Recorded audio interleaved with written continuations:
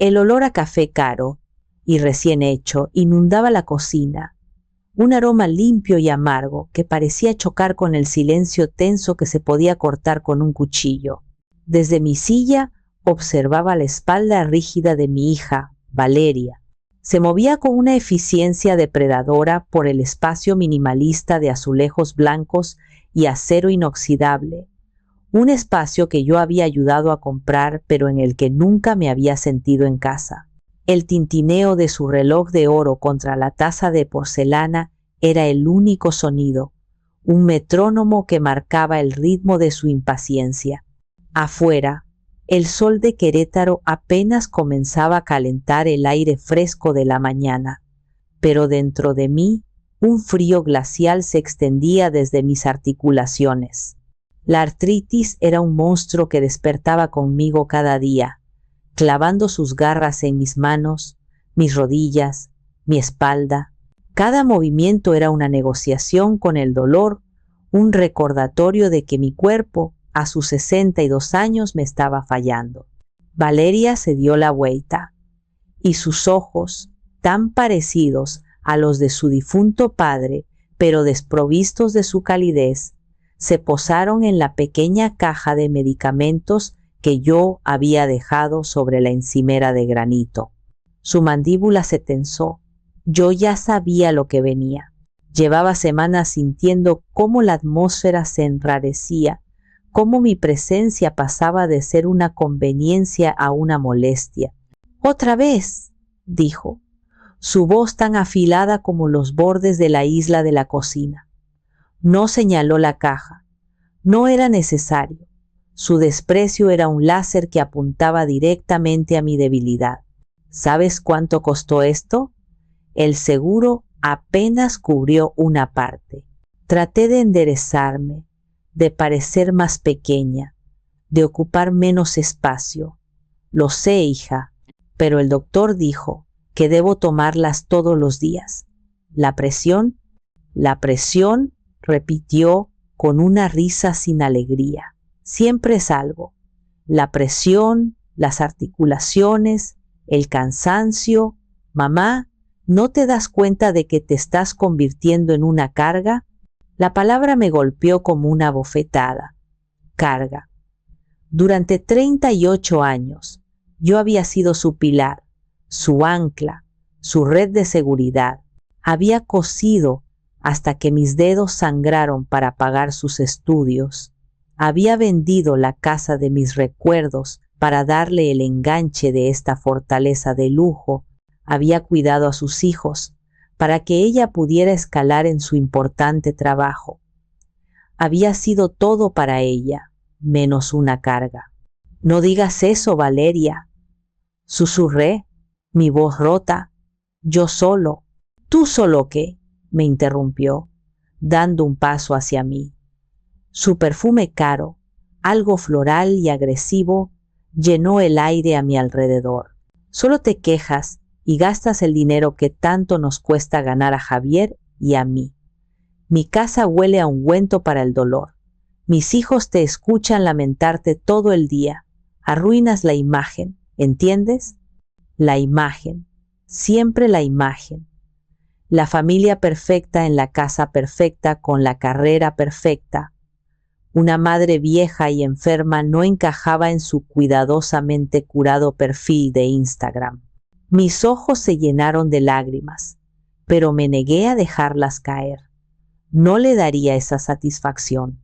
La miré, a esta mujer que yo había traído al mundo, y por primera vez no vi a mi niña, vi a una extraña.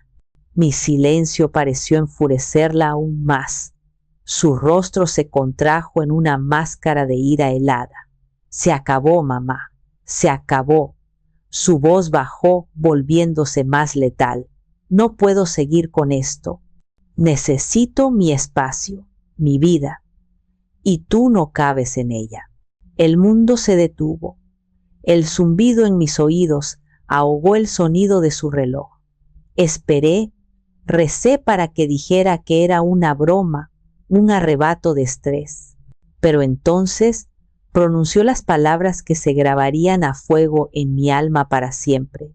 Su voz se elevó, clara y cruel. No necesito una madre enferma, lárgate. El grito resonó en las paredes inmaculadas. Me quedé paralizada, mi corazón hecho añicos. Javier, mi yerno, apareció en el umbral, ya vestido con su traje. No dijo nada, solo desvió la mirada, un cómplice silencioso en mi ejecución.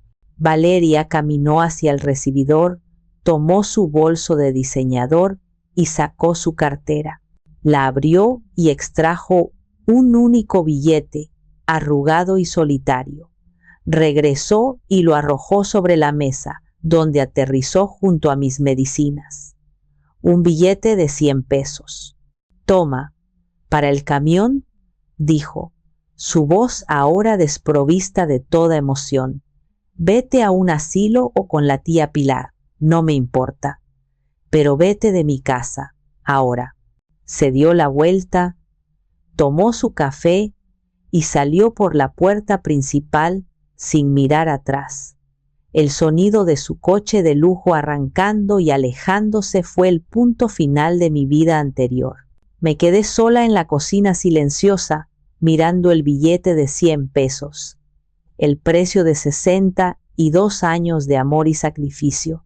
Con manos que temblaban tanto por la artritis como por el shock, me levanté y caminé mecánicamente hacia la pequeña habitación del fondo que llamaban el cuarto de huéspedes. Mi cuarto. Era impersonal y frío, decorado con los muebles sobrantes de Valeria. Mientras abría el viejo armario para sacar la única maleta que poseía, cada objeto se convertía en una pieza de exhibición en el triste museo de mi vida. Recuerdo uno, el hogar. Mis dedos rozaron un viejo portarretratos de madera que había logrado conservar. Dentro, una foto de mi esposo Raúl y yo, sonriendo frente a nuestra casita en la colonia Jardines. No era grande, ni lujosa, pero cada ladrillo estaba impregnado de nuestras risas. Cada rincón guardaba un eco de la voz de Valeria cuando era niña. Recordé el día, un año después de la muerte de Raúl, en que Valeria me sentó en la salita de esa misma casa. Mamá, me dijo, con esa voz dulce que usaba cuando quería algo. Javier y yo encontramos la casa de nuestros sueños en el campanario. Es perfecta, tiene espacio para los niños, un jardín y un cuarto para ti. Pero el enganche es muy alto. Si vendieras esta casa, podríamos tener un futuro increíble, todos juntos. Vi la ilusión en sus ojos y la duda en los míos se desvaneció. ¿Qué era una casa de ladrillos comparada con el futuro de mi hija? Firmé los papeles, le entregué el cheque con casi todo el dinero de la venta y empaqué mis recuerdos en 2 cajas de cartón. Viviremos juntas para siempre. Mamá me había prometido. La ironía de esa promesa me quemaba ahora como ácido. La casa que ella había llamado nuestra se había convertido en suya el día que me ordenó que me fuera. Recuerdo 2. El arte perdido. En el fondo de un cajón, envueltas en un paño de terciopelo descolorido, encontré un juego de pinceles finos y un pequeño azulejo de cerámica a medio pintar. El diseño, un colibrí azul vibrante a punto de besar una flor roja, estaba incompleto. Un nudo se formó en mi garganta. Antes de ser la esposa de Raúl, antes de ser la madre de Valeria, yo había sido Amara, la artista. Me encantaba pintar cerámica, la delicada tradición de la Talavera. Soñaba con tener mi propio taller, un pequeño horno donde dar vida a mis diseños. Pero entonces nació Valeria. Las noches de insomnio, las cuentas médicas, la necesidad de un ingreso estable. Vendí mis herramientas, mis esmaltes, mi pequeño horno eléctrico. Cambié mis pinceles por una máquina de coser en un taller ruidoso. El dinero que había ahorrado para un curso de perfeccionamiento se convirtió en el pago de la mejor preparatoria para Valeria. Cuando crezcas, pintaremos juntas, le decía yo a una Valeria de 5 años mientras le enseñaba a sostener un pincel. Ella nunca se interesó. Mi arte se convirtió en otro sacrificio silencioso, archivado en el cajón de los sueños rotos. Recuerdo 3. La humillación social. Doblé un chal que Raúl me había regalado y recordé la noche, hacía unos 6 meses, en que Valeria organizó una cena importante en casa. Compañeros de trabajo, su jefe, gente que ella quería impresionar. Yo había pasado 2 días cocinando sus platillos favoritos. Esa tarde, mientras me arreglaba, Valeria entró a mi cuarto. No me miró a los ojos. «Mamá», comenzó, jugueteando con su pulsera de diamantes. «Esta noche es muy importante para mí. La gente que viene es de otro mundo. Son profesionales. No entenderían nuestras conversaciones». Hizo una pausa. «Te agradecería que te quedaras en tu cuarto. Diré que no te sientes bien. Es lo mejor, ¿sí?» Sentí cómo la sangre se me iba de la cara. Me estaba escondiendo. Me estaba tratando como a una mascota vergonzosa. Asentí, incapaz de hablar. Esa noche me senté en la oscuridad de mi habitación, escuchando las risas y el tintineo de las copas al otro lado de la puerta. Olía la comida que yo había preparado, la misma que no era digna de comer con sus invitados importantes. Esa noche entendí que para mi hija yo no era una madre, sino un secreto sucio, una reliquia de un pasado pobre que no encajaba en su brillante presente. Metí el último suéter en la maleta. No había mucho que empacar. La mayor parte de mi vida se había quedado en la casa que vendí, en los sueños que abandoné, en la dignidad que permití que me arrebataran. Cerré la maleta. El sonido del cierre fue definitivo. Tomé mi bolso, las medicinas y el billete de 100 pesos. Al pasar por la sala, vi las fotos de mis nietos, Mateo y Luna. Sus sonrisas me partieron el alma. Ellos eran la única razón por la que había aguantado tanto. Pero no podía despedirme. Valeria se aseguraría de envenenar sus mentes en mi contra. Tenía que irme. En silencio, como un fantasma que finalmente abandona la casa que lo atormenta. La puerta de la exclusiva privada se cerró detrás de mí con un chasquido suave y definitivo, expulsándome del mundo de césped perfectamente cortado y fachadas impecables de Valeria. El aire de la mañana era fresco, pero yo sentía un frío que me calaba hasta los huesos. Un frío que no tenía nada que ver con el clima. La calle estaba desierta. El silencio era abrumador, solo roto por el sonido de las ruedas de mi pequeña maleta sobre el adoquín. Caminé sin rumbo, sin un destino en mente. ¿A dónde podía ir? Mi hermana Pilar vivía al otro lado de la ciudad, pero su casa ya estaba abarrotada con sus propios hijos y nietos. Además, Pilar tenía la lengua rápida y el juicio fácil. No estaba lista para enfrentar sus preguntas, su lástima. Mis viejas amigas de la colonia Jardines había perdido el contacto. Valeria nunca había probado mis amistades simples, y poco a poco las llamadas se hicieron menos frecuentes hasta que cesaron por completo. Estaba sola. A mis 62 años, era una náufraga en una ciudad que ya no reconocía. El dolor en mis rodillas se agudizó. Cada paso era un martirio.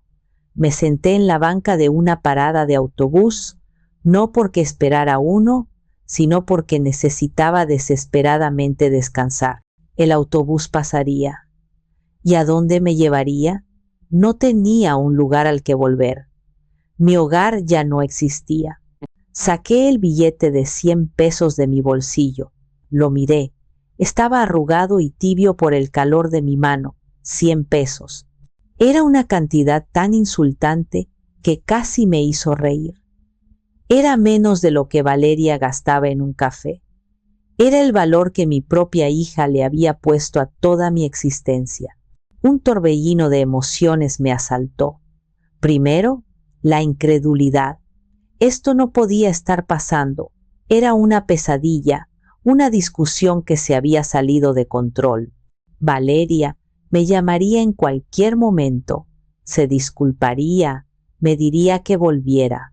Pero a medida que los minutos se convertían en una hora, la cruda realidad comenzó a sentarse. No habría ninguna llamada. Ella lo decía en serio. Luego vino la ira, una emoción tan ajena a mí que me asustó.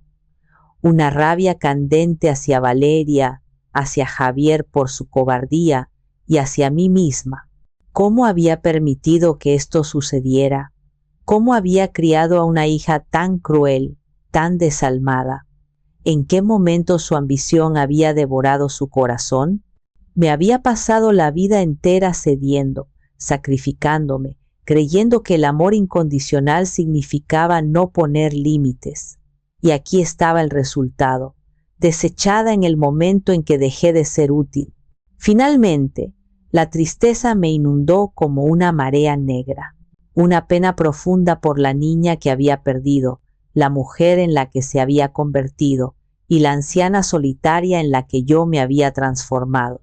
Las lágrimas que me había negado a derramar frente a ella ahora corrían libremente por mis mejillas, surcando las arrugas que contaban la historia de cada una de mis preocupaciones por ella. Lloré en silencio, encorvada en esa banca fría, mientras el mundo seguía su curso a mi alrededor, ajeno a mi pequeño apocalipsis personal.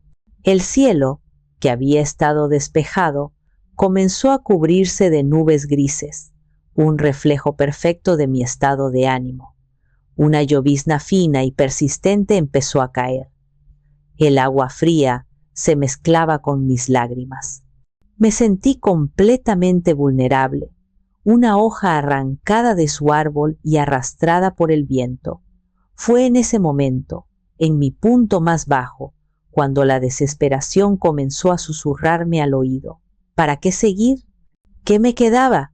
Estaba enferma, sola y sin un centavo. La idea de simplemente rendirme cruzó mi mente como una sombra fugaz y aterradora. Pero entonces pensé en Raúl. Recordé su sonrisa, su fe inquebrantable en mí. «Eres la mujer más fuerte que conozco, mi Amara», me decía siempre. ¿Qué diría si me viera ahora? El recuerdo de su voz me dio una pizca de fuerza. No podía rendirme. No así. No le daría a Valeria la satisfacción de destruirme. Tenía que levantarme, tenía que seguir adelante, aunque no supiera cómo, aunque no supiera a dónde. Me sequé las lágrimas con el dorso de la mano, tomé el asa de mi maleta y me puse de pie, mis piernas temblorosas pero decididas. La llovizna arreciaba, pero ya no me importaba.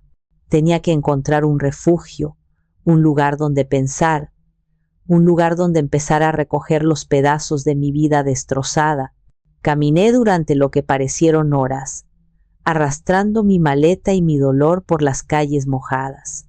La zona residencial de Valeria dio paso a avenidas más transitadas, y finalmente me encontré en un barrio más antiguo y modesto, uno que me recordaba a mi antigua colonia. Las casas eran más pequeñas, los negocios eran familiares, y el aire olía a vida real, no a césped recién cortado y desinfectante de diseño. La lluvia se había convertido en un aguacero. Estaba empapada hasta los huesos y el frío hacía que mis articulaciones gritaran de dolor. Justo cuando pensaba que no podía dar un paso más, vi una luz cálida que se derramaba sobre la acera desde una pequeña tienda en la esquina. El letrero de hierro forjado, un poco oxidado pero encantador, decía: Panadería El Milagro. El aroma a pan recién horneado y a canela flotó hacia mí, una invitación irresistible. Entré. El sonido de una campanita sobre la puerta anunció mi llegada.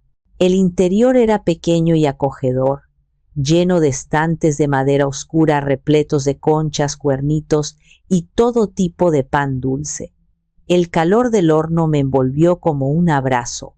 Detrás del mostrador, una mujer de mi edad, con el cabello plateado recogido en un moño desordenado y unas vivaces arrugas alrededor de los ojos, estaba espolvoreando azúcar en una charola.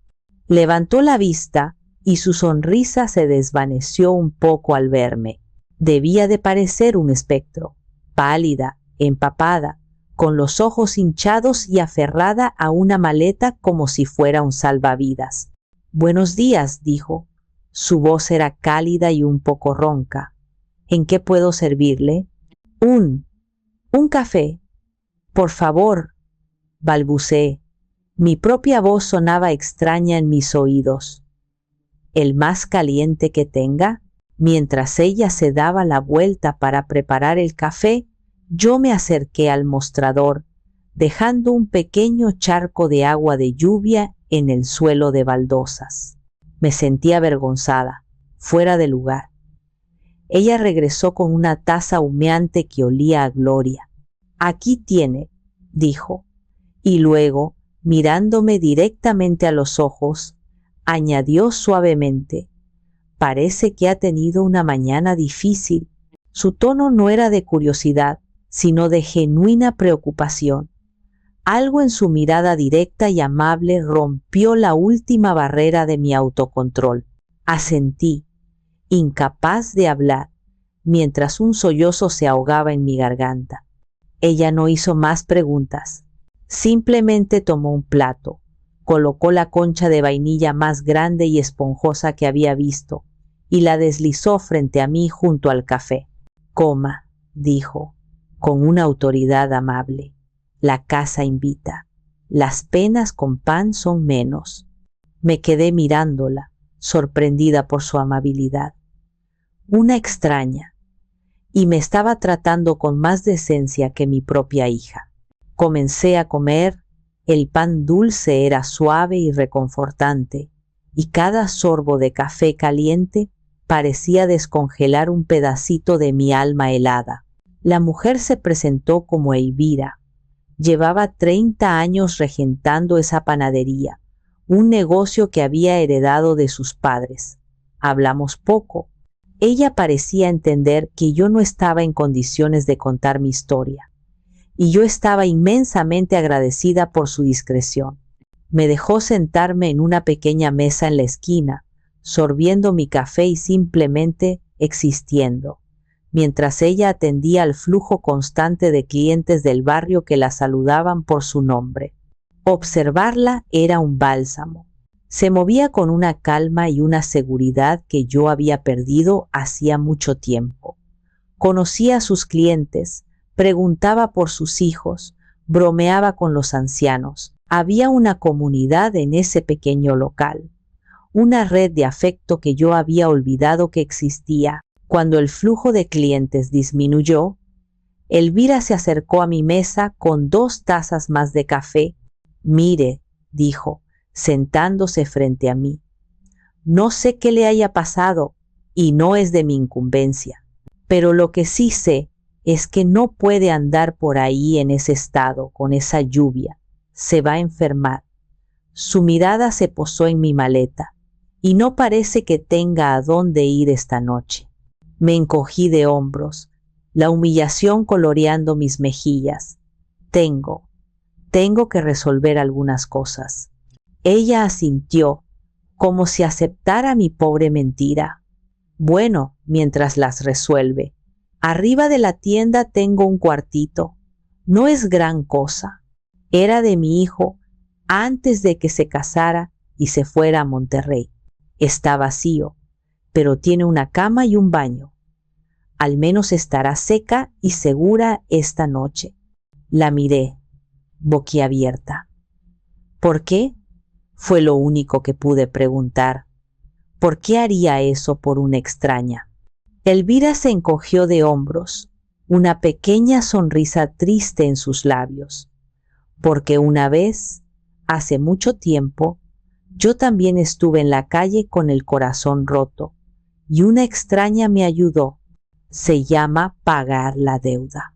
Además, añadió, su tono volviéndose más ligero, mi madre me daría con la chancla desde el más allá si dejara a una señora en la calle en un día como este. Su oferta era un milagro, un faro de luz en mi oscuridad. Era la primera vez en años que alguien me ofrecía algo sin esperar nada a cambio. Era pura y simple bondad humana, y en ese momento me salvó la vida. Acepté la oferta de Elvira con una gratitud que me dejó sin palabras. Ella me guió por una escalera estrecha y crujiente en la parte trasera de la panadería hasta un pequeño apartamento. Como le dije, no es el Hilton, bromeó, abriendo la puerta. La habitación era sencilla, incluso austera, con una cama individual, una cómoda de madera oscura y una pequeña ventana que daba a un patio trasero. Pero para mí, en ese momento, era un palacio. Era un santuario. Era un lugar seguro. Póngase cómoda, dijo Elvira. Le subiré una sopa caliente y unas toallas secas. Descanse. Mañana será otro día. Cuando se fue, cerré la puerta y me apoyé en ella, soltando un suspiro que pareció vaciar mis pulmones de todo el dolor acumulado. Me quité la ropa mojada y me envolví en una toalla. El silencio de la habitación era una bendición después del caos emocional de la mañana. Por primera vez en horas, sentí que podía respirar. Mientras esperaba, mis ojos se posaron en mi bolso, que había dejado sobre la cómoda. Dentro, junto a mis medicamentos, estaba el billete de 100 pesos, ahora húmedo y arrugado. Lo saqué. 80 pesos me quedaban, una fortuna irrisoria. Recordé el pequeño puesto de lotería que había visto junto a la caja registradora en la panadería. Era un puesto modesto, con los coloridos boletos de melate, chispazo y tris exhibidos detrás de un cristal. Raúl, mi esposo, nunca había sido un jugador. El único premio que necesito eres tú, solía decir. Pero a veces, en mi cumpleaños, compraba un boleto de melate y me lo daba con una sonrisa pícara. Para que sigas soñando, mi reina. Nunca habíamos ganado más que un reintegro. No sé qué me impulsó. Tal vez fue la desesperación total, la sensación de que ya no tenía absolutamente nada que perder. Tal vez fue un homenaje a Raúl, un pequeño ritual en mi momento más oscuro. O tal vez fue simplemente un acto de rebelión sin sentido contra el destino que me había aplastado. Bajé las escaleras. Elvira estaba amasando una nueva tanda de pan, sus manos cubiertas de harina. ¿Todo bien arriba?, preguntó. Sí, perfecto, gracias, dije. ¿Me vendería un boleto de melate? Ella me miró con curiosidad, pero no dijo nada. Secó sus manos y caminó hacia el puesto. ¿Algún número en especial? Negué con la cabeza. El que sea. Una elección automática. Me entregó el pequeño trozo de papel. Le di un billete de 20 pesos. Ahora me quedaban 60.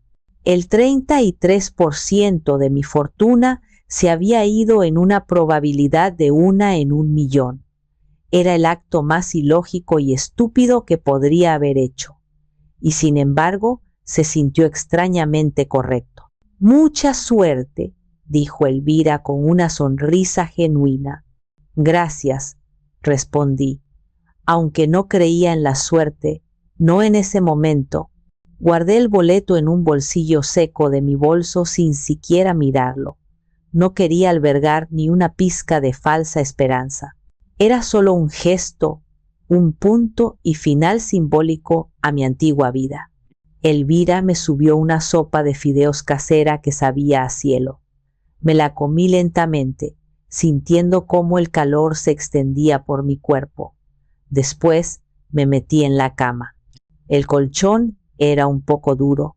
Las sábanas olían a lavanda y a pan recién hecho. Me acurruqué bajo la manta y por primera vez en años no me sentí como una invitada o una empleada. Estaba sola, pero no estaba al servicio de nadie. El agotamiento, tanto físico como emocional, finalmente me venció. Me quedé dormida con el sonido de la lluvia golpeando suavemente contra el cristal de la ventana, un arrullo inesperado en la noche más larga de mi vida. No soñé con Valeria, no soñé con mi casa perdida, soñé con un colibrí azul que finalmente terminaba de pintar y que luego salía volando del azulejo libre. Desperté a la mañana siguiente con una sensación de desorientación. Por un instante, esperé escuchar los pasos apresurados de Valeria o los gritos de mis nietos pidiendo el desayuno. Pero solo había silencio, un silencio pacífico, solo roto por el lejano murmullo de la vida del barrio que comenzaba. El aroma a café y pan horneado se filtraba por debajo de la puerta. Me senté en la cama. El dolor en mis articulaciones seguía ahí, pero era un dolor sordo, no la agonía aguda del día anterior. Había dormido profundamente, sin interrupciones, algo que no me había sucedido en años. La pequeña habitación, con la luz suave de la mañana entrando por la ventana, se sentía como un capullo protector. Me vestí con ropa seca y bajé a la panadería. Elvira ya estaba en pleno apogeo, atendiendo a una fila de clientes matutinos. Me sonrió y me hizo un gesto para que me sentara en la misma mesita de la esquina. Un momento después, me trajo un café con leche y un plato de chilaquiles rojos que olían divinamente. Para que agarre fuerzas, dijo. Comí en silencio, saboreando cada bocado. La comida casera, la atmósfera bulliciosa pero amigable, la simple normalidad de todo, era un bálsamo para mi alma herida. Mientras estaba allí, vi en una pequeña televisión colgada en la esquina un programa de noticias matutino. Estaban repasando los titulares del día: política, deportes y finalmente los resultados de la lotería de la noche anterior. Mencionaron el sorteo de Melate. Escuché los números de fondo, sin prestarles realmente atención. Estaba demasiado ocupada sintiendo pena por mí misma. Pero entonces algo hizo clic. Uno de los números me sonó vagamente familiar, luego otro. Mi corazón dio un vuelco. Dejé el tenedor. Con manos temblorosas, abrí mi bolso y saqué el pequeño boleto de papel. Lo alicé sobre la mesa. El presentador de la televisión repitió la serie ganadora para los rezagados. 07, 15, 21, 33, 42, 56. Miré mi boleto. Mis ojos se movieron lentamente de un número a otro. 07, 15, 21, 33, 42, 56. No podía ser. Era imposible. Mis ojos debían estar engañándome. La falta de sueño, el estrés, debía estar alucinando. Leí los números una y otra vez, 6 veces. Seguían siendo los mismos. El mundo a mi alrededor pareció desvanecerse. El sonido de la panadería se convirtió en un zumbido distante. Sentí que el aire me faltaba. ¿Se encuentra bien, Amara? La voz de Elvira me sacó de mi trance. La fila de clientes se había ido. No pude responder. Simplemente le extendí el boleto con una mano temblorosa. Ella lo tomó, frunciendo el ceño con curiosidad. Miró el boleto, luego miró la pantalla del televisor donde los números todavía estaban visibles. Sus ojos se abrieron como platos. Volvió a mirar el boleto. luego a mí. No, susurró, incrédula. Dejó el boleto sobre la mesa como si quemara. Esto es, ¿de verdad? Yo solo pude asentir, las lágrimas comenzando a brotar de mis ojos. Elvira se llevó una mano a la boca. Santo cielo, dijo en voz baja. Luego, su rostro se iluminó con una sonrisa gigantesca. Amara, Dios mío, usted es millonaria. Se levantó de un salto, rodeó el mostrador y me abrazó con fuerza.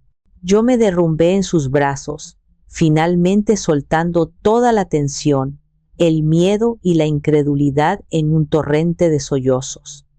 Pero esta vez no eran lágrimas de dolor. Eran lágrimas de shock, de alivio, de una confusión tan abrumadora que no sabía cómo procesarla. 15 millones de pesos. La cifra era tan astronómica, tan fuera de mi realidad, que mi mente no podía comprenderla. Ayer era una mujer sin hogar con 80 pesos en el bolsillo. Hoy era millonaria. La ironía de la situación era casi cruel. El dinero, la solución a tantos problemas, llegaba ahora, cuando había perdido lo que más me importaba, o lo que yo creía que más me importaba. Mientras Elvira me preparaba un té de tila para los nervios, me quedé mirando el boleto sobre la mesa, ese pequeño pedazo de papel, comprado con el dinero de la humillación, ganado en la noche de mi mayor desesperación. No se sentía como un premio, se sentía como una intervención divina, como si el universo, después de haberme quitado todo, hubiera decidido reescribir mi historia de la manera más dramática e inesperada posible. Miré a Elvira, que correteaba emocionada, y luego a la ventana, a la vida del barrio que seguía su curso. Y por primera vez desde que Valeria me había echado, no sentí miedo. Sentí una extraña calma. El dinero no me devolvía a mi hija, ni la casa que había perdido. Me daba algo mucho más valioso, opciones, libertad y la oportunidad de un nuevo comienzo. La emoción inicial rápidamente dio paso a una abrumadora sensación de ¿y ahora qué? 15 millones de pesos no era una cantidad que se pudiera guardar debajo del colchón. Necesitaba ayuda, consejo y necesitaba a alguien de confianza. Mi sobrino, dijo Elvira de repente, como si leyera mi mente, es abogado, joven, pero muy listo y honrado. Se llama Andrés Campos. Déjeme llamarlo. No le diga a nadie más, a nadie. Noticias como esta viajan más rápido que el viento y no todos los que se acerquen tendrán buenas intenciones. Su consejo fue sabio. La idea de que Valeria se enterara de esto antes de que yo tuviera un plan me llenaba de pavor. Asentí. Esa misma tarde, el licenciado Campos llegó a la panadería. Era un joven de unos 30 y tantos años, de traje impecable y una mirada seria que inspiraba confianza.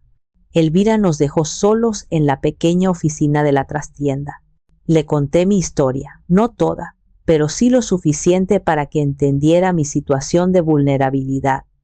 Le mostré el boleto. Él lo examinó con profesionalismo. Su expresión no cambió. Felicidades, señora Amara. Esto es real, dijo con calma. Ahora, nuestro primer objetivo es asegurar el premio de forma discreta y segura. El segundo es protegerla a usted y a su nuevo patrimonio. Durante la siguiente hora me explicó el proceso, reclamar el premio, pagar los impuestos correspondientes, abrir cuentas de inversión diversificadas. Hablaba de fideicomisos, bonos del tesoro y fondos de bajo riesgo. Eran palabras que había escuchado en las noticias, pero que nunca imaginé que se aplicarían a mí. Me sentí como si estuviera aprendiendo un nuevo idioma. Lo más importante ahora es el anonimato, recalcó. Mucha gente, al recibir una fortuna así, comete el error de contárselo a todo el mundo. Eso atrae problemas, familiares lejanos, amigos perdidos y gente con malas intenciones. Familiares, pensé, y el rostro de Valeria apareció en mi mente. Por ahora, continuó el abogado, le recomiendo que mantenga un perfil bajo, no haga compras extravagantes. Sigamos los pasos legales y financieros primero. Una vez que el dinero esté seguro y trabajando para usted, podremos empezar a planificar su futuro. Seguí su consejo al pie de la letra. Los siguientes días fueron un torbellino de visitas a bancos, oficinas gubernamentales y notarías, siempre acompañada por el licenciado Campos. Fue un proceso complejo y agotador, pero por primera vez en mi vida sentí que tenía el control. Mientras los trámites seguían su curso, continué viviendo en la pequeña habitación sobre la panadería de Elvira. Ella se negó a aceptarme un solo peso por el alquiler. Usted es mi amuleto de la buena suerte, decía riendo. Desde que llegó, el negocio ha mejorado. Nuestra amistad se fortaleció. Nos convertimos en confidentes. Le conté toda la historia de Valeria, y ella escuchó sin juzgar, ofreciendo solo un hombro en el que apoyarme y tazas interminables de su delicioso café. Un día, mientras conversábamos, Elvira me dijo algo que se me quedó grabado. Amara, este dinero no es para comprar cosas, es para comprar tiempo. Tiempo para sanar, tiempo para redescubrirse, tiempo para hacer todo lo que no pudo hacer antes. Sus palabras resonaron profundamente en mí. El plan de renacimiento comenzó a tomar forma en mi mente y no tenía nada que ver con mansiones o coches de lujo. Mi primer paso, incluso antes de que el dinero llegara a mi cuenta, fue usar una pequeña parte del adelanto que el abogado me ayudó a gestionar para hacer una cita en la mejor clínica privada de la ciudad. Quería una segunda opinión sobre mi salud. El reumatólogo que me atendió era un hombre amable que me escuchó con paciencia. Después de una revisión exhaustiva y varios estudios, me dio un nuevo diagnóstico y un plan de tratamiento. Señora Amara, me dijo, su condición es manejable. Con la medicación correcta, fisioterapia y algunos cambios en su estilo de vida, puede tener una calidad de vida excelente. No hay razón para que viva con este nivel de dolor. Salí de esa clínica sintiendo que me habían quitado un peso de encima. No estaba rota. No era una causa perdida. Mi enfermedad no era una sentencia como Valeria me había hecho creer. Era una condición que podía ser tratada. La palabra enferma, que mi hija había usado como un arma para desterrarme, comenzó a perder su poder. El dinero no había comprado mi salud, pero había comprado el acceso a un cuidado digno que me permitió empezar a sanar. Y ese fue el primer y más importante ladrillo en la reconstrucción de mi vida. Una vez que el premio, después de impuestos, fue depositado de forma segura en una serie de cuentas que el licenciado Campos había estructurado para mí, el mundo se sentía diferente. El aire parecía más ligero, los colores más brillantes. No era la euforia de la riqueza, sino la profunda tranquilidad de la seguridad. El miedo constante que había sido mi compañero durante tantos años, el miedo a ser una carga, a no tener suficiente, se había evaporado. Mi primera decisión importante no fue una compra, sino una inversión en mi bienestar. Me inscribí en un programa de fisioterapia acuática 3 veces por semana. Al principio, cada movimiento en la piscina era un desafío, pero poco a poco, mis músculos recuperaron fuerza y mis articulaciones, flexibilidad. La mujer que había llegado a la panadería de Elvira cojeando y encorvada comenzó a caminar más erguida, con menos dolor. Mientras mi cuerpo sanaba, mi mente también lo hacía. Por consejo de Campos, alquilé un hermoso apartamento de servicio en una zona tranquila de la ciudad. Era moderno, luminoso y estaba completamente amueblado. No era una compra permanente, sino un espacio de transición, un lugar neutral donde podía pensar con claridad sin las presiones del pasado o las decisiones del futuro. Tener mi propio espacio por primera vez en años fue una revelación. Podía despertarme cuando quisiera, cocinar lo que se me antojara, escuchar mi música, la de mis tiempos, sin que nadie me juzgara. Pasaba horas simplemente sentada en el balcón, leyendo un libro o mirando la ciudad, disfrutando del lujo del silencio y la soledad elegida. Elvira se convirtió en mi ancla.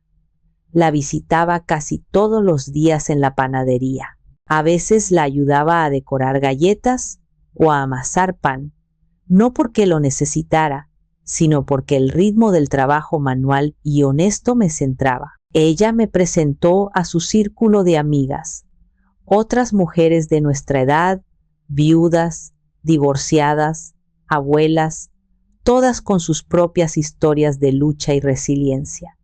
Con ellas volví a reír a carcajadas. Hablábamos de todo y de nada, de recetas, de nuestras series favoritas, de los achaques de la edad y de los recuerdos de la juventud. Me di cuenta de lo profundamente aislada que había estado en la casa de Valeria, atrapada en un mundo que no era el mío.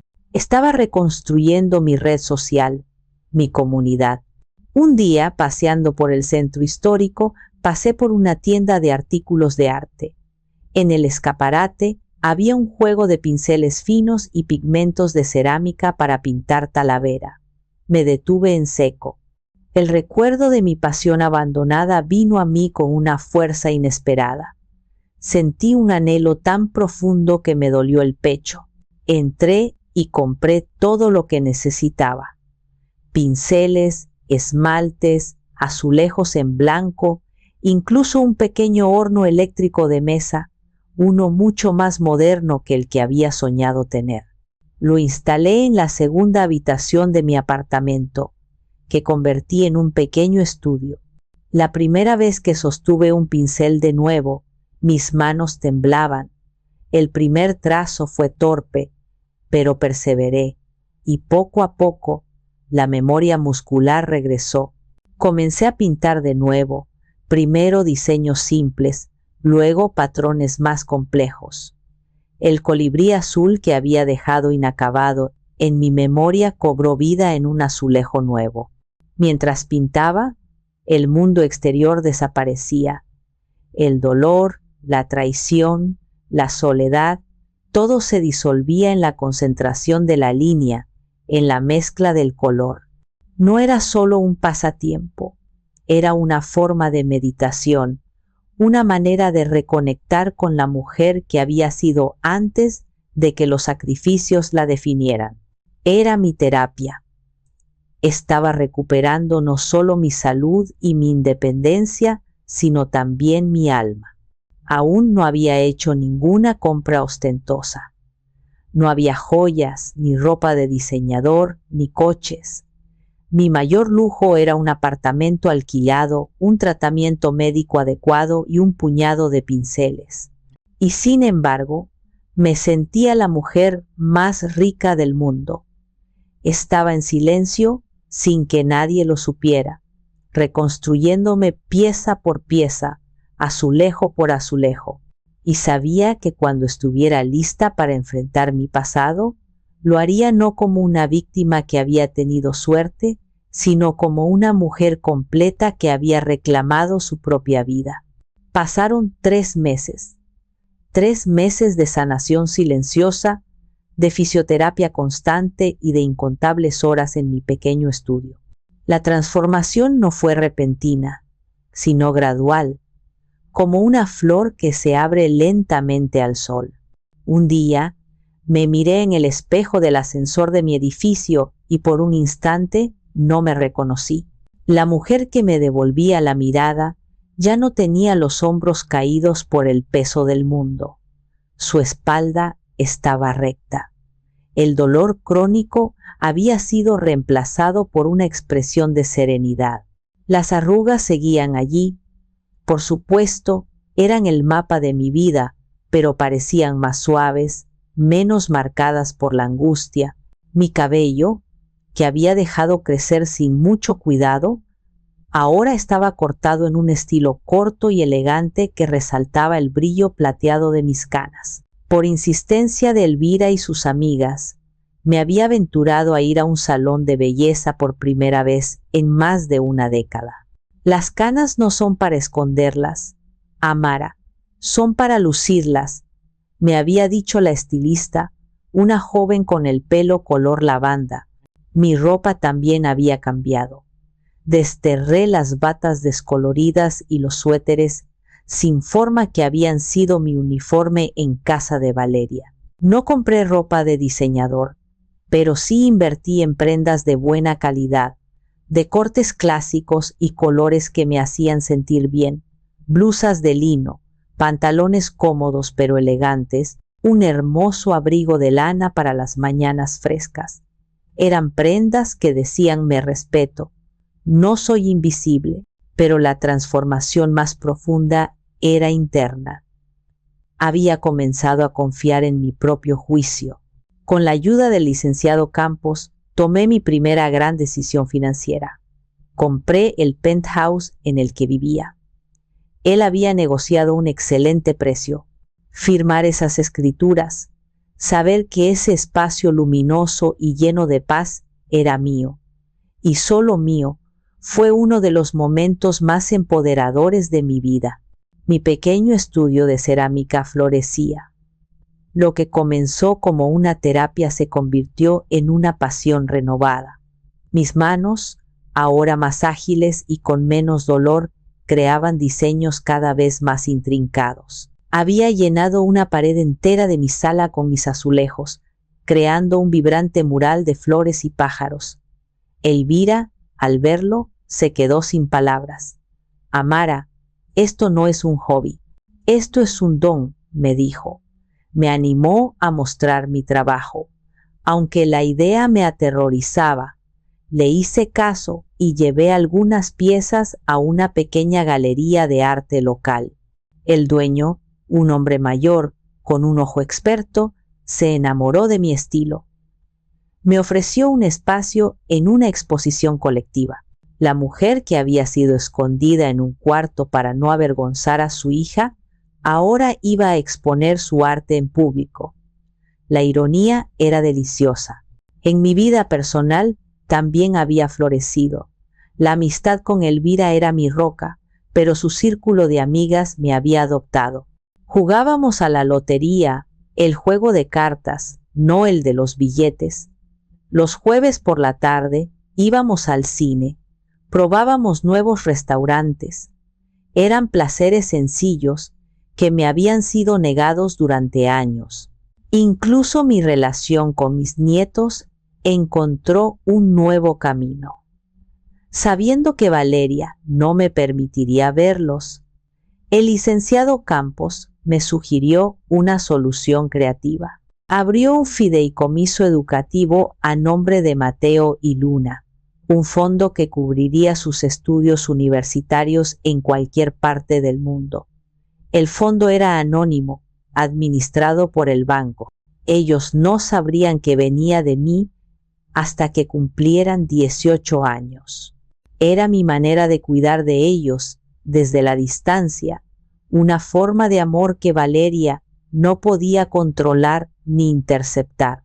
Una tarde, mientras tomaba un café con Elvira en la panadería, me di cuenta de que no había pensado en Valeria en días. El dolor agudo de su traición se había transformado en una cicatriz, una parte de mi historia, pero ya no era una herida abierta. ¿Estás lista?, me preguntó Elvira de repente, como si leyera mis pensamientos. ¿Lista para qué?, Pregunté. Para lo que venga, para cuando ella se entere, porque se va a enterar. En un pueblo grande como Querétaro, los secretos así no duran para siempre. Tomé un sorbo de mi café, sintiendo su calor. Sí, respondí, sorprendiéndome a mí misma con la firmeza de mi voz. Creo que sí. Ya no soy la misma mujer que ella echó a la calle. Y era verdad. La nueva Amara no era una víctima, era una superviviente y estaba lista para cualquier cosa. La burbuja de mi nueva vida, pacífica y anónima, estaba destinada a estallar, y lo hizo de la manera más mundana posible.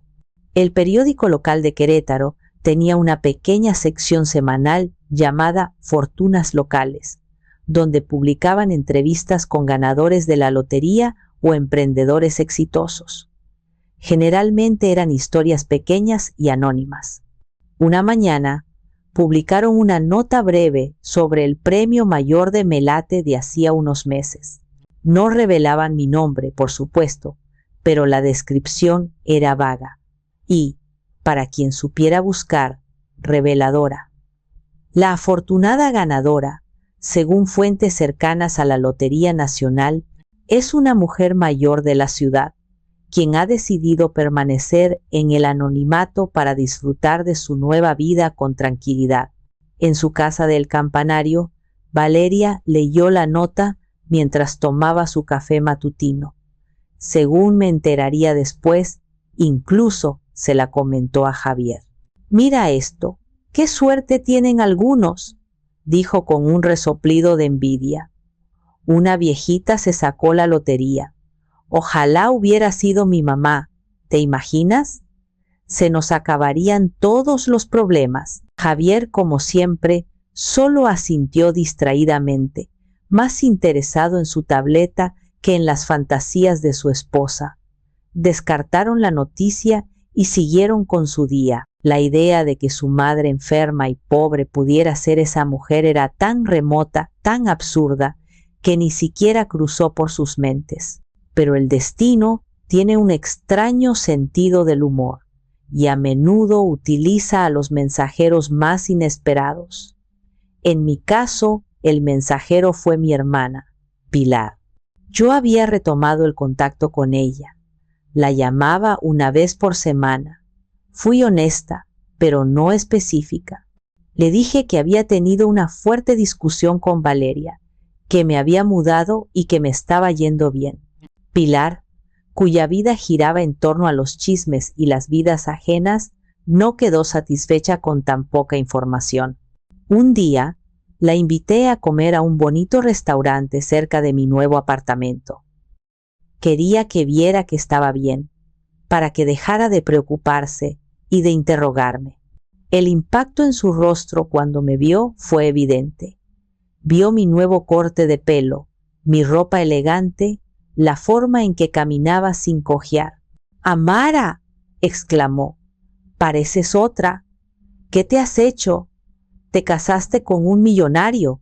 Me reí. «No, Pilar, simplemente me estoy cuidando». Durante la comida, ella no paraba de hacer preguntas. ¿Dónde vivía? ¿De qué? Yo evadía las respuestas directas. «He tenido suerte con algunas inversiones», mentí, pero Pilar era una sabuesa.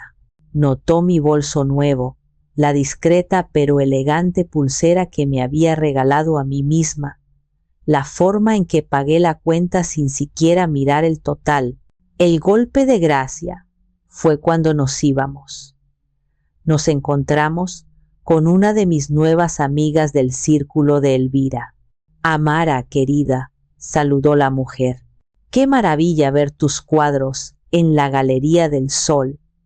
Eres toda una celebridad». La cara de Pilar era un poema. Se despidió de mí con una extraña mezcla de asombro y sospecha en los ojos. Sabía que había cometido un error. Le había dado a Pilar demasiadas piezas del rompecabezas. Y una chismosa como mi hermana no podía resistirse a armarlo.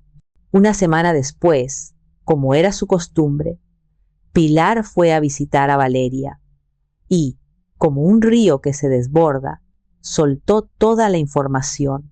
No vas a creer cómo está tu madre, comenzó, saboreando el momento.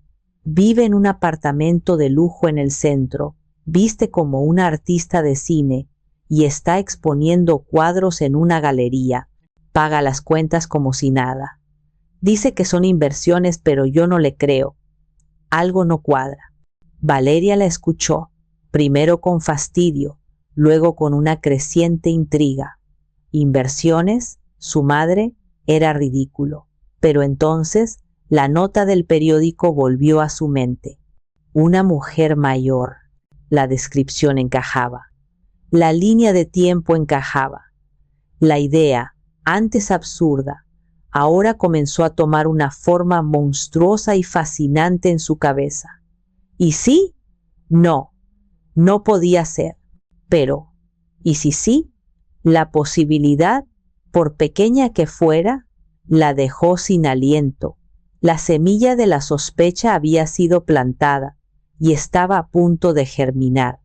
La revelación de mi hermana Pilar encendió una llama peligrosa en la mente de Valeria. Una mezcla tóxica de curiosidad, incredulidad y una incipiente codicia. La posibilidad de que su madre, la mujer que ella había descartado como inútil, fuera ahora rica, era una afrenta personal. Valeria no era tonta, era una estratega. Se movía en el mundo corporativo, donde la información era poder, y se dispuso a obtener información sobre mí con la misma tenacidad que aplicaba a una campaña de marketing.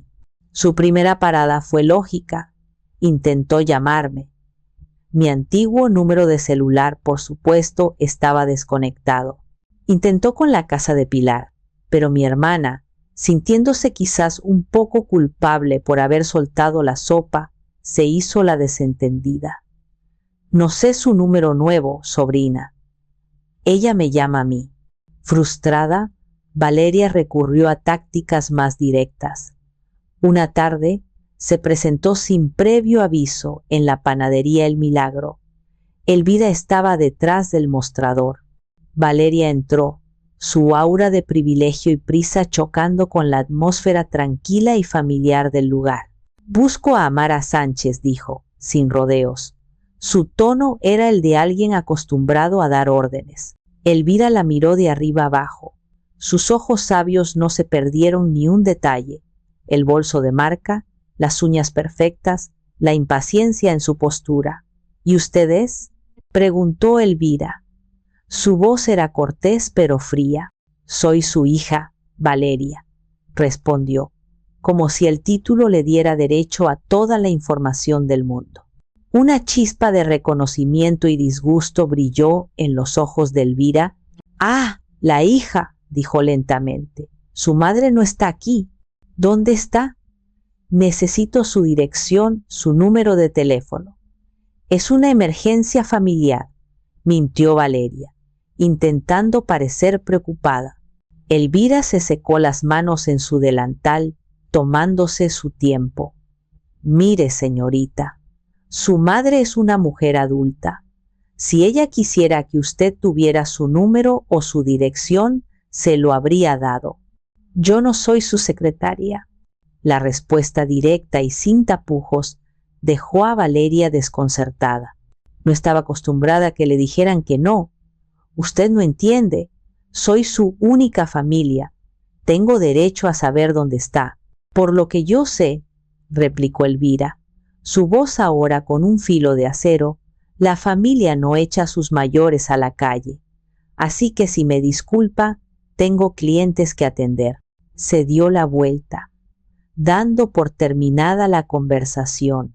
Valeria salió de la panadería echando humo, humillada y más decidida que nunca. Si los métodos amables no funcionaban, usaría los recursos a su disposición. Su esposo, Javier, trabajaba en bienes raíces. Tenía acceso a bases de datos, a contactos. Esa noche le encargó la tarea. «Encuéntrala, Javier. Usa lo que tengas que usar.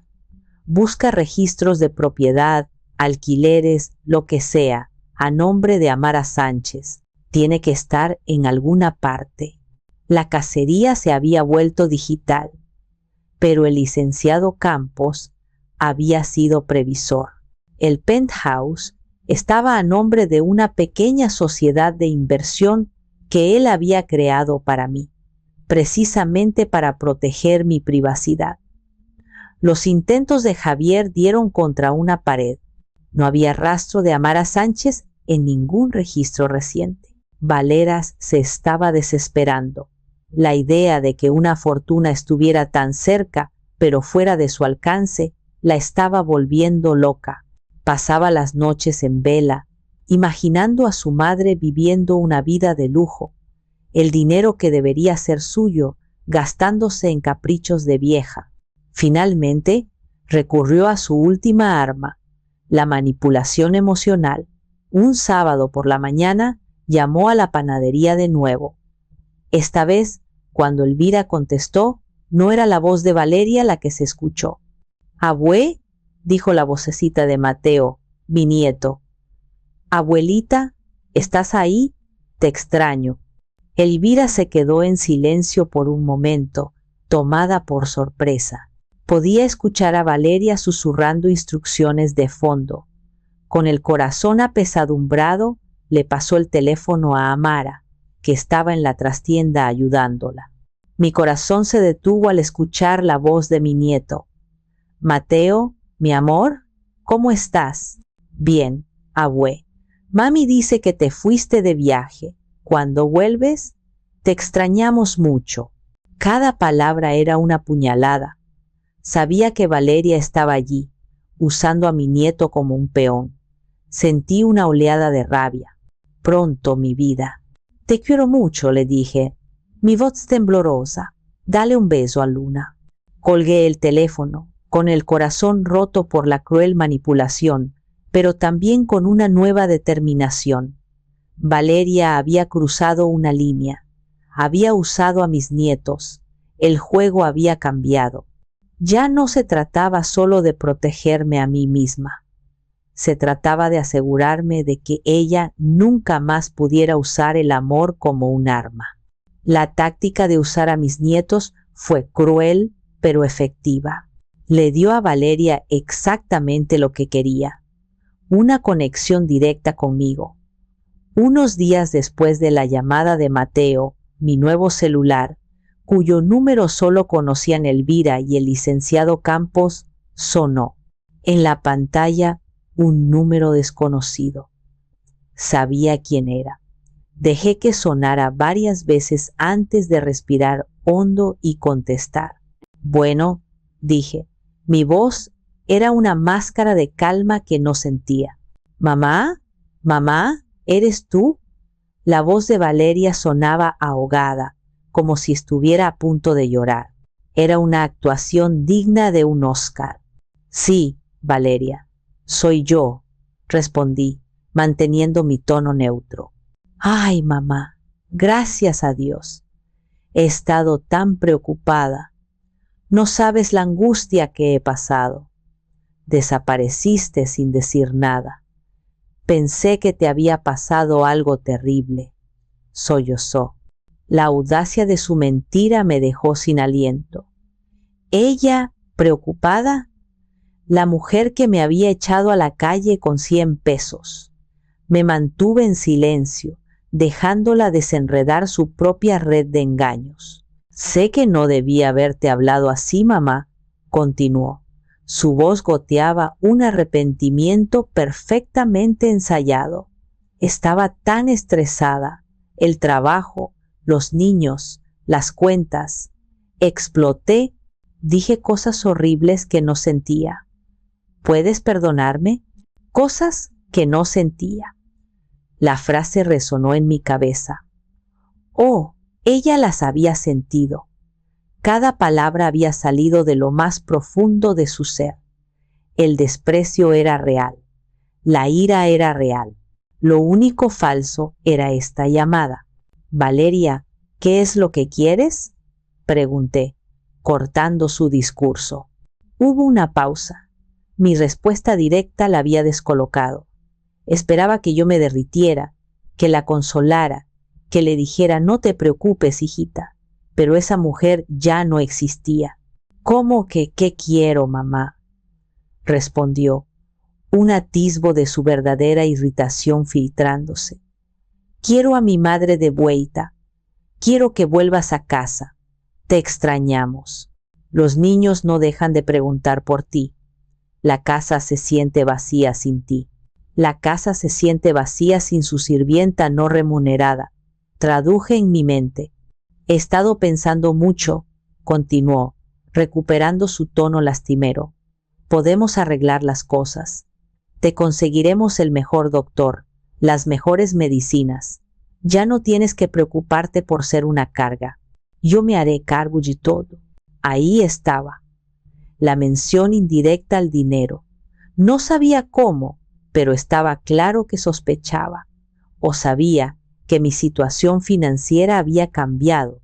La madre enferma, que era una carga económica, ahora podía ser curada porque, de alguna manera, ya no representaba un gasto para ella. Decidí jugar un poco con ella. No te preocupes por eso, Valeria. Estoy bien. He encontrado un buen doctor por mi cuenta y me siento mucho mejor. ¿De verdad?, dijo, su voz ahora teñida de una curiosidad inconfundible. ¿Y dónde estás viviendo? ¿Estás cómoda? Estoy muy cómoda. Gracias por preguntar. El silencio al otro lado de la línea era denso. Podía casi oír las ruedas girando en su cabeza, tratando de calcular, de entender qué había pasado. Mamá, por favor, su voz se volvió suplicante, casi un gemido. Tenemos que vernos, tenemos que hablar en persona. Arreglemos este malentendido. Déjame compensarte por lo mal que me porté. Vuelve a casa. Tu cuarto sigue tal y como lo dejaste. La imagen de esa habitación fría e impersonal me vino a la mente. Mi jaula dorada. Volver allí era impensable, pero verla cara a cara, ahora que yo tenía el poder, era una idea que comenzó a tomar forma, no por venganza, sino por cierre. Necesitaba mirarla a los ojos y entender si quedaba algo de la hija que yo había criado o si solo quedaba esa extraña calculadora y egoísta. Está bien, Valeria, dije finalmente. Nos veremos. Un suspiro de alivio se escuchó al otro lado. ¡Ay! Gracias, mamá. ¿Voy por ti? ¿Dónde estás? No, la corté. Yo te diré dónde y cuándo. Será en mis términos. La nueva Mara estaba estableciendo las reglas y se sentía increíblemente bien. ¿En tus términos?, repitió Valeria, un matiz de sorpresa y casi ofensa en su voz. Estaba acostumbrada a ser ella quien dictaba las condiciones en todas sus relaciones. Que su madre, la mujer sumisa que siempre había acatado sus deseos, ahora tomara las riendas, era un cambio de paradigma que no esperaba. Sí, Valeria, en mis términos, reiteré, mi voz tranquila pero inamovible. Si quieres verme, será como yo diga. Hubo una breve pausa, un momento en el que seguramente evaluó sus opciones. Podía indignarse y colgar, perdiendo así la oportunidad de acceder a lo que fuera que yo tuviera ahora. O podía tragar su orgullo y aceptar. Eligió lo segundo. La codicia era un motivador más fuerte que el ego. Claro, mamá, por supuesto, como tú digas, respondió, su voz ahora forzadamente dócil. ¿Cuándo te gustaría? Miré el calendario de mi nueva cocina. Tenía mi clase de fisioterapia, mi taller de pintura, una comida con Elvira y sus amigas. Mi agenda estaba llena. Por primera vez en mi vida, yo tenía una vida propia que no giraba en torno a las necesidades de otros. Mañana, dije, a la 1 de la tarde. Perfecto. ¿Paso por ti a la panadería esa? ¿O me das tu dirección? La pregunta estaba cargada de una curiosidad apenas disimulada. Quería ver mi nuevo entorno, medir mi nueva riqueza. No, nos veremos directamente allí, respondí, negándole esa satisfacción. En el restaurante La Casona de la República. El silencio al otro lado de la línea fue más elocuente que cualquier palabra. La Casona de la República era, posiblemente, el restaurante más elegante y caro de todo Querétaro. Era el tipo de lugar al que Valeria llevaba a sus clientes más importantes para cerrar tratos. El tipo de lugar del que hablaba con anhelo, pero que rara vez frecuentaba por su costo. Era un símbolo de estatus, un bastión de la élite de la ciudad, un lugar al que yo, su madre, nunca habría soñado con entrar. ¿La casona?, balbuceó, incrédula. ¿Estás segura, mamá? Es muy caro. No te preocupes por eso. Yo invito, dije, saboreando cada sílaba. Y una cosa más, Valeria. Ven sola. Esto es entre tú y yo. No traigas a Javier. Y definitivamente no traigas a los niños. Quería un enfrentamiento limpio, sin escudos humanos, sin la manipulación de usar a mis nietos para ablandarme. Pero comenzó a protestar, probablemente con la intención de argumentar que una reunión familiar debía incluir a la familia. Esas son mis condiciones. La interrumpí con una finalidad que no admitía discusión. Mañana a la 1, en la casona, sola. Si no puedes cumplir con eso, entonces no tenemos nada de qué hablar. Colgué antes de que pudiera responder. Dejé el teléfono sobre la encimera de mármol de mi nueva cocina. Mi corazón latía con fuerza, pero no era por miedo, era por adrenalina, por la extraña y embriagadora sensación de poder que venía de tomar el control de mi propia narrativa. Esa noche apenas dormí, no por ansiedad, sino por anticipación. Repasé en mi mente todo lo que quería decirle, todas las heridas, todas las humillaciones. Pero a medida que avanzaba la noche, me di cuenta de que un desahogo airado no era lo que buscaba. No quería gritarle ni hacerla sentir pequeña. Eso sería rebajarme a su nivel. Lo que quería era algo mucho más profundo.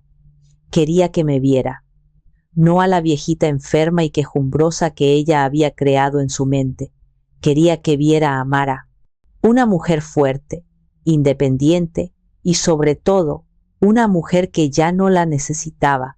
A la mañana siguiente elegí mi atuendo con el cuidado de un general preparando su uniforme para la batalla. Unos pantalones de lino color crema, una blusa de seda de un azul intenso que hacía juego con mis ojos y un discreto collar de perlas que había sido de mi madre. Me maquillé ligeramente, algo que no había hecho en años. Cuando me miré en el espejo, la mujer que me devolvió la mirada me sonrió.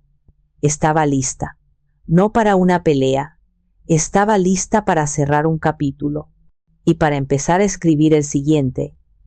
Con mi propia letra, llegué a la casona 15 minutos antes de la 1. El restaurante estaba ubicado en una majestuosa casona colonial restaurada, con patios llenos de fuentes y bugambillas. El ambiente era de una elegancia discreta y poder silencioso.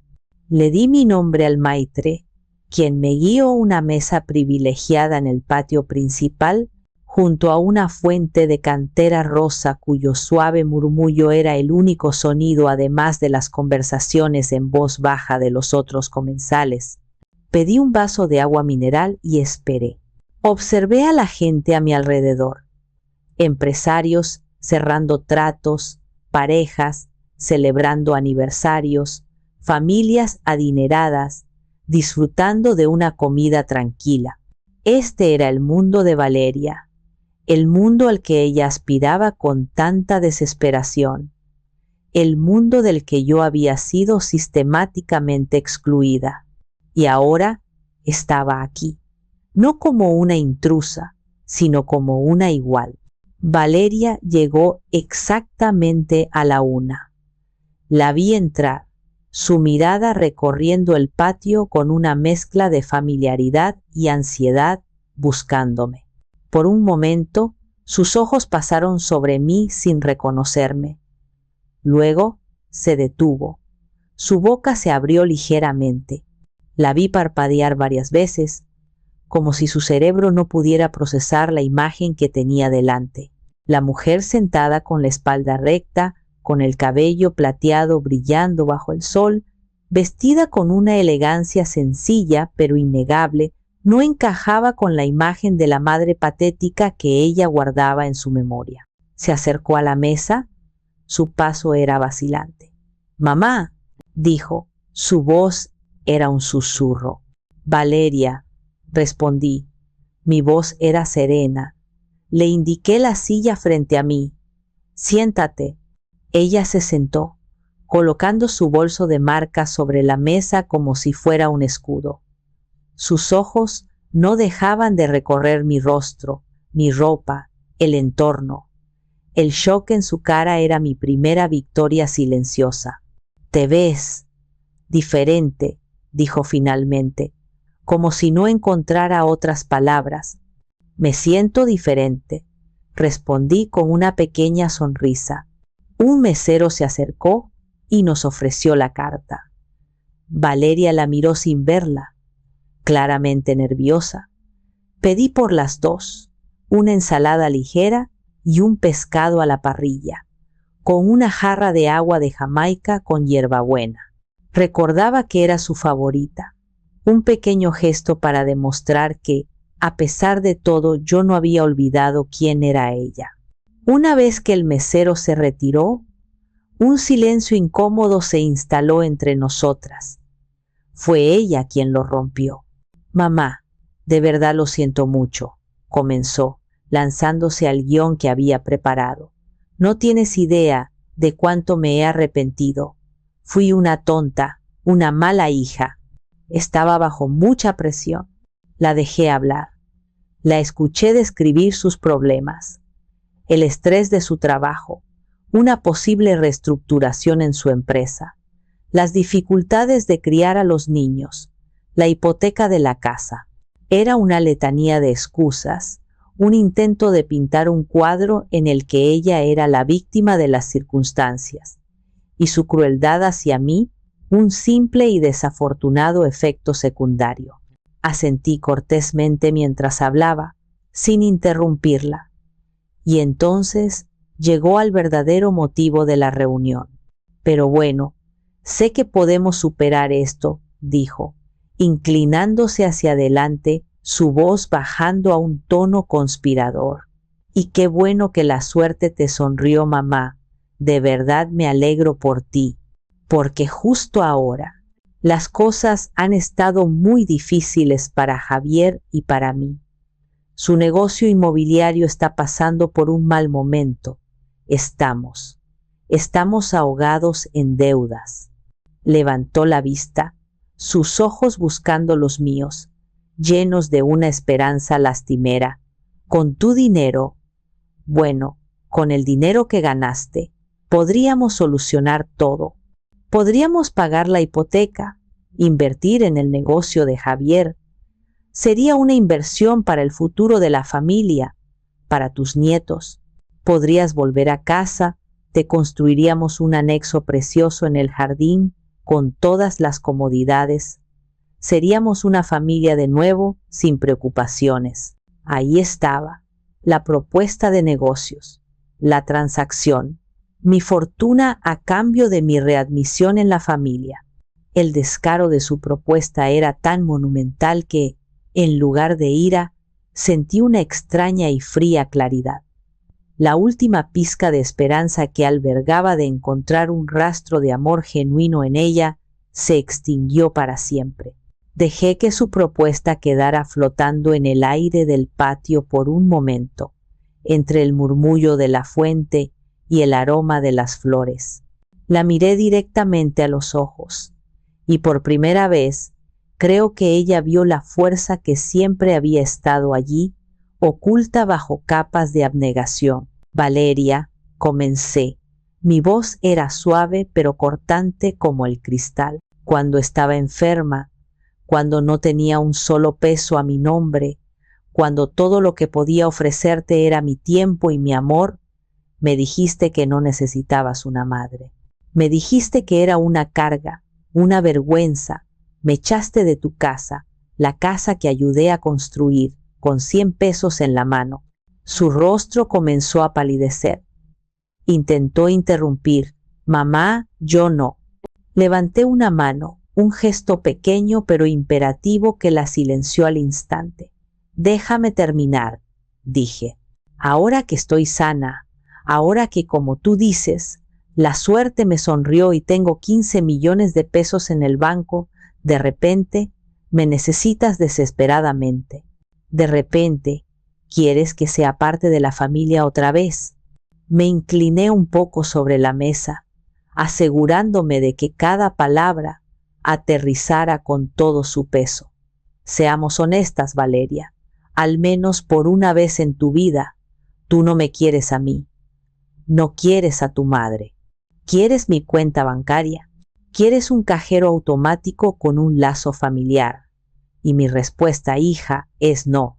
La palabra no resonó entre nosotras. Valeria me miró fijamente. Su máscara de arrepentimiento se resquebrajó, revelando la incredulidad y la furia que había debajo. No, repitió. Su voz temblaba. ¿Cómo que no? Soy tu hija. Es tu obligación ayudarme. Ese dinero debería ser para tu familia. ¿Mi familia?, pregunté, una sonrisa triste curvando mis labios. La familia que me tiró a la calle cuando creyó que ya no servía para nada. No, Valeria. Ese concepto de familia se terminó para mí esa mañana. Este dinero es mío y lo usaré para vivir la vida que nunca tuve, la vida que sacrifiqué por ti. La ira en su rostro se transformó en pánico. Vio su salvavidas financiero alejándose. No puedes hacerme esto. Eres una egoísta. Después de todo lo que he hecho por ti, la absurda acusación casi me hizo reír. ¿Tú, por mí? Valeria, toda mi vida ha sido para ti. Pero ya se acabó. El mesero llegó con nuestra comida. La colocó con cuidado sobre la mesa. La atmósfera era tan tensa que el pobre hombre prácticamente huyó. Ninguna de las dos tocó la comida. Valeria comenzó a llorar, pero eran lágrimas de rabia y frustración, no de tristeza. Te arrepentirás de esto, mamá. Te quedarás sola. No volverás a ver a tus nietos nunca más. Era su última carta, la amenaza final. Y aunque la idea de no ver a Mateo y Luna me dolía en el alma, yo ya había preparado mi defensa contra ese ataque. Puede que tengas razón, dije con una calma que la desarmó. Pero déjame preguntarte algo. Cuando tus hijos crezcan y pregunten por qué su abuela ya no está en sus vidas, ¿qué les dirás? ¿Les dirás la verdad? ¿Que la echaste cuando estaba enferma y que luego, cuando ella no quiso darte su dinero, se la prohibiste verlos? Piensa bien qué clase de madre quieres que ellos recuerden. Su llanto se detuvo. La había dejado sin argumentos. Se quedó mirándome, su rostro una mezcla de odio y derrota. Sabía que había perdido. No solo el dinero, había perdido el control sobre mí para siempre. Me quedé mirándola por un largo momento. A esta extraña sentada frente a mí, la que llevaba el rostro de mi hija. No sentía odio. Sorprendentemente, lo que sentía era una especie de paz. La paz que viene con la aceptación final. La batalla había terminado. La larga y silenciosa batalla de mi vida, por su amor y aprobación, había concluido, y yo, de la manera más inesperada, había ganado.